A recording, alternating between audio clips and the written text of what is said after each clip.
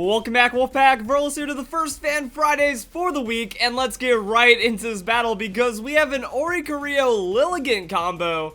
I mean, I did say Ribombee was the best, but let's see if we get out of the Lilligant, because Lilligant got a lot of dancing things going on right now, and the opponent's team is also really interesting because we have the Clefairy Eevee. Now, at first glance, you look at it and you think, what kind of trash is this going to be? Because those Pokemon aren't even fully evolved. Well, Eviolite Clefairy with the Follow Me is one of the most reliable Follow Me's out there. And then that means Eevee is going to get an Extreme Evo boost for free.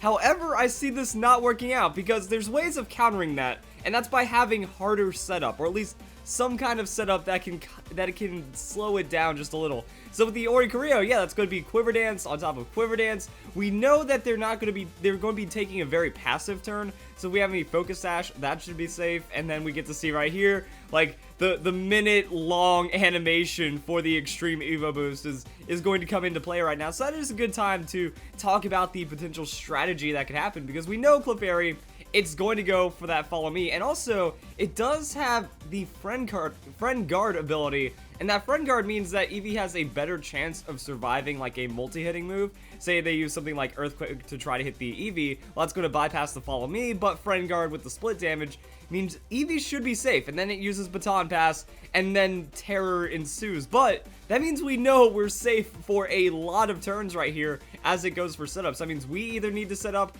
or we need to try to do something to wear down the opponent just right is about it. So that means we get to see another Z move in return. I was not expecting that. Like, we got the Quiver Dance. I was wondering what the Oricorio was going to go for, and this is going to turn into the Z move for Supersonic Sky Strike. I don't know the flying one yet. That's okay. I was not expecting that. I was maybe expecting the electric one to kind of combo with the Revelation Dance. But I'm guessing if you use Hurricane, that's going to give you the most damage. It bypasses accuracy, and like that's why you would want to use the Z move right there. So Z move on the Oricorio, you get that +1, then you use Z move. I'm down with that, and then the next turn, you know, the Clefairy, you don't expect that thing to die, but then the next turn, you have a lot of speed, you have even more damage. And the opponent with that hack team, of course. So going for another Quiver Dance, Lilligant's going to gain that special attack, and then we're going to see Oricorio. I mean, it's going to grab some stats as well. I hope it can do enough, though. Like, the Garchomp, it's going to be immune to the main damage. So that means the Hurricane does have to land. And Oricorio has the Teeter Dance. I'm all for that right there. Teeter Dance is one of the coolest moves ever, especially with Lilligant's own tempo. So you can combo that Teeter Dance. You gain the speed, you Teeter Dance, you put everyone on the field in a confused state, and then that means you're Clefairy, Garchomp hits itself in confusion. Oh wow, it's even Mega Garchomp. Like, you gotta think about those Eevee boosting as well. +2 attack, +2 speed on a Garchomp with +2 defenses. That thing isn't going anywhere. Actually, I guess the +2 defenses cancel out what the confusion's going to do. And Clefairy not getting confused. Lilligant has that Petal Dance though. And that will be some solid damage onto the Clefairy. But the Petal Dance is going to combo with the Oricorio. And even though it's not stab, he's still going to get that Petal Dance damage. Against +2 Garchomp with a +2 on the Oricorio. It's not an insane amount, but it's still good enough. And then Lilligant will avoid the attack right there. That means Oricorio has to have a Focus Sash. Oh, it doesn't even have the Focus Sash. Okay. Never mind then. So we got free little bits of damage. You know, we got to use our Z move on the Clefairy, which helped it go down to the Petal Dance. And then we just got a lot of charged up damage onto a Garchomp. So that's going to be Dragonite on the field. And Minior will go into its shielded form. So Garchomp can't Earthquake. Has to go on that Rock Slide. But the Rock Slide's still very threatening against the Minior, I would imagine. Petal Dance on the Garchomp, going to be good damage, but not enough after all of that boosting. Garchomp, though, hits itself in confusion, will not go down to that. And Dragonite has the Fire Punch. Seriously. Also, wait, Oricorio couldn't have had a Focus Sash because it had the Z move. But seriously, what are the odds of an Occaberry on the Lilligant? And then that means we're going to see a Shell Smash out of the Minior. All kinds of crazy stuff happening right now. Like, the amount of setup on this team is ridiculous because we still have Quiver Dance on the Ribombee if that Pokemon comes in later. But then we're going to see Giga Drain on the Lilligant onto Garchomp, getting a little bit of health back right there. And then Dragonite's just going to just go do his thing, as now we don't have to worry about Guard Chomp anymore. So that speed is done. Minior has the Rock Slide, and it just gets to do decent damage to Dragonite. Remember that multi-scale was in effect, so it would have been close to a one-hit KO. And then we see the Fire Punch, critical hit onto the not a crit? Oh, wait, no, the Aqua Berry made it do so little damage last time. I saw, like, the health drop a lot faster. I was like, oh, had to have been more damage through some means. But no, it's now Dragonite against this Ribombee and the Minior. Also, Eevee. I don't know what Eevee has left. Like, it has Baton Pass, so it can't really use that last resort.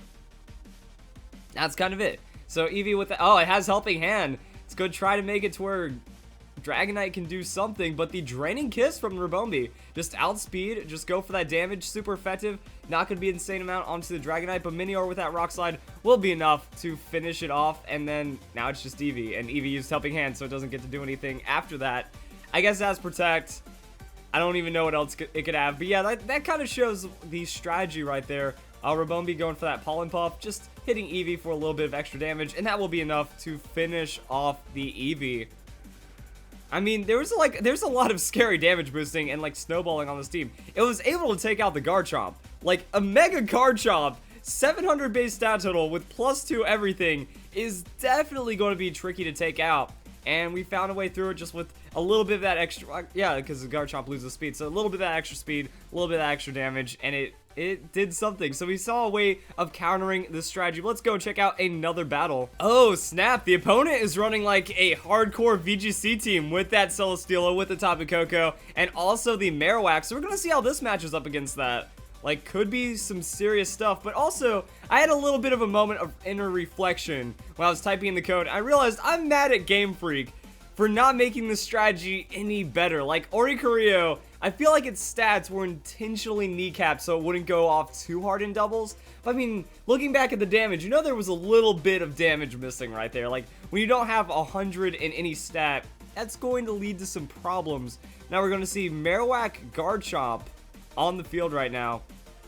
Oricorio is going to Protect. It just wants to kind of soak up that free Crow Dance, get the speed, and then have something else happen right there. So Garchomp's Rock Slide, not going to be an insane amount of damage onto the Lilligant after the split damage. So Lilligant is just going to be fine after this one and gets the Quiver Dance. Oricorio is going to grab the stats as well. Then we're going to see what we do on the next turn. But that Marowak is going to threaten the Lilligant as well, so this is going to be pretty interesting how it ends up playing out. Also, another thing that makes me upset is, like, I love Teeter Dance more than anything. Like, that is one of the coolest doubles techs you can run, but the nerf to Confusion, the opponent only hitting himself 1 in 3 times instead of 1 in 2 now, it's really sad because that strategy gets weaker. Oricorio feels weaker than it should be.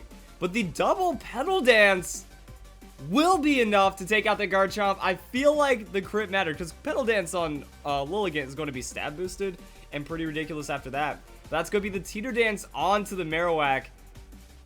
This is where things are going to get scary. Like, Marowak's going to nuke or it's going to hit itself in Confusion. So Marowak is confused and it gets the Shadow Bone. Oh, no, I guess thinking a switch or something on the Lilligant. So good, like, look how big that damage was on the Oricorio. That was just a Shadow Bone straight up. Now, you do have to factor in the Thick Club, but still. Lilligant, though, with that Petal Dance, going to be throwing it down onto the Marowak now. Not very effective, but still crazy damage. Oricorio also follows up with a Petal Dance of its own. Marowak taking good damage, but not enough. And then, like, that's going to be the Z move. So that's what really makes this Oricorio crazy, is that it attacks twice in one turn. Like, you Petal Dance for free damage. So when you think about it, maybe closer to Lilligant getting, like, 1.5 attacks or... So, well, actually more. I don't know. The lack of stab makes the math tricky. Then we go into the Z move on that Supersonic Sky Strike into the Marowak. I feel that was a little too much overkill, and the stats would have been needed to deal with the Tapu Koko. But Tapu Koko will throw out the Dazzling Gleam. Now, this is where it works, because we have the special defense, so Lilligant will be able to survive. Oricorio does go down to that Dazzling Gleam, though. But now we still have Ribombee. It can do whatever it wants. Celesteela also on the field right now. And it's just going to be a 2v3. So Celesteela goes for that Protect, trying to soak up a move, but Oricorio is, or not Oricorio, Tapu Koko is definitely the bigger threat. So Giga Drain onto Tapu Koko, not going to be enough. Oh, this is like one of the weirdest strats. And then we're going to see Ribombee. I guess that's the Focus Sash Pokemon right there. Get that Quiver Dance while it can. That'll definitely be enough to outspeed the Tapu Koko next turn. And then we'll be pretty good to go. So Ribombee will survive that one up. Tapu Koko going to lose that health. It's getting scary with that Life Orb. Ribombee has the Draining Kiss. So just a free little tap on that Tapu Koko, since the damage options against Celesteela aren't really that fantastic. And I feel like something's going to die. Like Celesteela heavy slams, and then something is going to die. So that's going to be Petal Dance onto Celesteela. Not very effective damage. Heavy Slam, that is going to be hitting the Lilligant. Lilligant, though, somehow tanks it up. That's unexpected, honestly. And now it's just, yeah, Ribombee is looking for that late game. Like, okay, Celesteela is going to focus onto the Lilligant. I need to get as many stats as I can, because I cannot do any kind of damage to this. And I guess it just comes into getting that Minior set up and then going for a +2 Rock Slide and winning off of that. So the Heavy Slam actually switching over to the Ribombee. Ribombee just didn't get to do anything because that Quiver Dance set up, and now it's just going to be a 2v1. But Celesteela, ooh, gaining that attack might actually change it onto what's going to happen to the Minior. Shield Form's bulky, but Celesteela has like attack investment because it beast boosted on the attack. So this thing's meant to be doing some damage right now. Lilligant is going to protect. And then that means we're going to see what happens. Celesteela went for the Leech Seed onto the Minior. I don't know if that was a safe turn, because you need that sustain. Like, as you're taking this damage, you know, the Celesteela is getting weaker and weaker, and it needs to have something coming back in. Can't Leech Seed a Grass-type Pokemon. But Minior, it didn't go for anything tricky. It's like, I'm going to go +2. I'm going to go for that Rock Slide. Let's see where the damage is. And now the Celesteela has to make a choice, but it's going to get outsped. So it needs to survive an Onslaught from the Lilligant. And then it also, oh, it goes for that Protect, though. So getting a free turn of health right there. It's actually really interesting. And then Lilligant reads that Protect and gets the Quiver Dance. Really good read right there. And what are we going to see out of the Minior? The Rock Slide. I mean, the safety Rock Slide, because the +2 on the attack is going to be big on Celesteela no matter what. But it was a tough call on Celesteela, because it used the Leech Seed to effectively just get a free quarter of its hit points. Because now it has to KO the Minior with the Heavy Slam, and then that means it's not going to be getting that Leech Seed anymore. So Petal Blizzard's going to be, or Petal Dance. I keep getting Petal Dance and Petal Blizzard mixed up. It's going to be big damage. Celesteela, though, will be able to survive. Has to use the Heavy Slam. Heavy Slam is going to go and hit the Minior. Minior will get wrecked by that. And then another Beast Boost from the Celesteela is going to be crazy. But that was a Quiver Dance from the Lilligant earlier, and that might be enough damage to put it over. So that's going to be the Lilligant with the Petal Dance right there onto Celesteela, and Celesteela will go down. That battle got a lot closer than I expected it to, because yeah, like, it led off so strong, we were getting KOs, and then Celesteela is just that ridiculous of a Pokemon as well. And it shows the strategy works, but I feel, like I said, I feel that it's unintentionally, or maybe intentionally, weaker than it needs to be.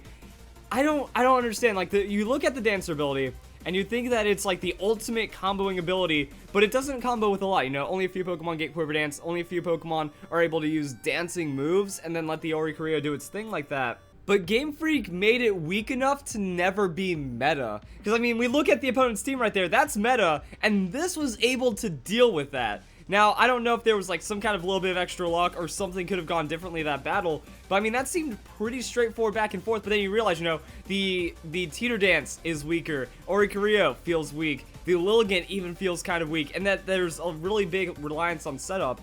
So depending on if like you don't get the right tankiness, if you don't get the right damage rolls, it's going to go pretty bad pretty fast for the setup, even though it's like a legitimate strategy. Like I said, it just feels like there's something missing. Oricorio's damage at a +2 should be doing more. Everyone's damage at a +2 should be fighting more, because you dedicate to the setup, and then you're still like piecing it together in a 2v2. But it works.